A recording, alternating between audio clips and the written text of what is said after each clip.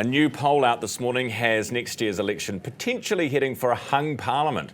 The latest Taxpayers Union Curia poll shows both centre-right and centre-left blocs on 61 seats. Labor is up 2 points to 33.6. National down 2.1 on 31.8. Greens up to 9.8, up ever so slightly. ACT down to 8.6. New Zealand First has fallen 2 points to 7.8. Māori down slightly, Te Pāti Māori down slightly on 3.2%. Joining us for reaction this morning, Lara Greaves, politics professor. Good morning. Morning. Good to see you. What does this tell us? I mean, look, we're a long way out from the election, but what does this tell us about the state of play for the main parties? Well, we love a good graph, right? We love a good graph. I mean, I'm a political scientist, live by them. I would recommend people go to the Wikipedia page, opinion polling for the 2026 general election. That's my fave. You know, normally academics don't say, hey, go on Wikipedia, but in this case, it's just a goodie. And what you see with the lines is Labor and National kind of converge. And it's staying converged over time. Yes. And so that means next year is going to be really exciting because it is next year. It is like this time next year we're in the campaign, right? So it's just going to be exciting. That's fundamentally what we can say at this stage. I mean, it's worrying for National because we'd expect a first-term government to be doing a lot better than this fundamentally. Yes. And then Labor, the big question is, will they get it together? Will they be a government in waiting? Will they have new policies, a good team, etc., etc.? So many things to unpack here. The Nationals kind of dip since they've come into power. They've inherited this huge economic mess, obviously.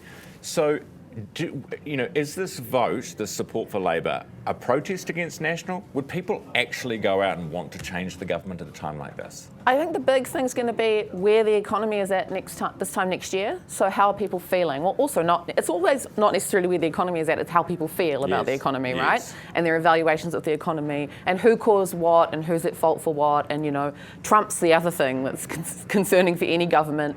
We can see anecdotally the Canadian and Australian elections affected by Trump, but political science research is starting to come out to show that, yes, Trump does have a huge effect on other democracies. So that's the other kind of issue that no one can control and that our parties are going to have to be a bit careful to distance themselves from this next election. So it's going to be a little bit of like crossing their fingers and wait for National, because if people are feeling good this time next year, if we're not all talking about moving to Australia or whatever it is, then National will be in a really strong position, and I think Labor can do all they can, but ultimately it's going to come down to that. Yeah. What about Labor's strategy? And I've seen parties do this before, but not say anything, not have any policies until, who knows, maybe even Christmas before we see a tax plan from them. It's very hard to interview them.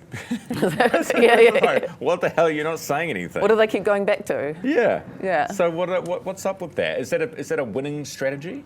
Yeah. So I think for them, they've internalized the idea that timing is everything in politics. If they were to release a bit of a tax policy now, which it's going to leak no matter what they do, right? So they had a meeting recently, and it's it seems like from the leaks, it's going to be a capital gains tax, not a wealth tax. Yes. So this is the thing: is that the longer that the current government have knowing what that policy is going to be, the longer they can test and figure out how to peg something on them. So to say that they're, what is it, remember, I'm thinking back to the thank you very much for your high taxation, that banger of a song, that jingle. But they're going to think of some way to really phrase the capital gains tax as affecting the middle class, as affecting New Zealanders and affecting the economy, and paint Labor a certain way. So Labor's got to be careful that the timing there is right, that there's not this long drawn out thing and all of these memes about Hipkins or whatever it is. So that's what they're thinking about, I think. I can sense a new meme coming on after comments by Chloe Swarbrick at the weekend that she would like to be the finance minister. Yes. Now, bless her, Chloe Swarbrick.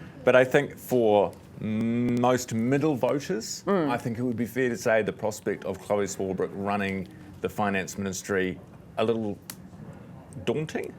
I think it'd be quite unusual to have a minor party leader as finance minister. That's not something we've really done, So I think that would be perhaps her trying, right? Like that conference was all about hope. It was all about, hey, we've had scandals in our past, we're polling consistently, we are an alternative product to Labor. That's what this weekend's been about for the Greens, to try to move past that. They did have their alternative budget, you know, it was all there, it was all costed. There were critiques about those costings, but they did present a plan. And right now, before Labor announce anything or do anything, they've got a bit of clear airspace to say really what they're about and get a bit of airtime, because I think once there is some kind of capital gains tax policy announcement from Labor, that's all we're really going to be talking about for a while. That is true.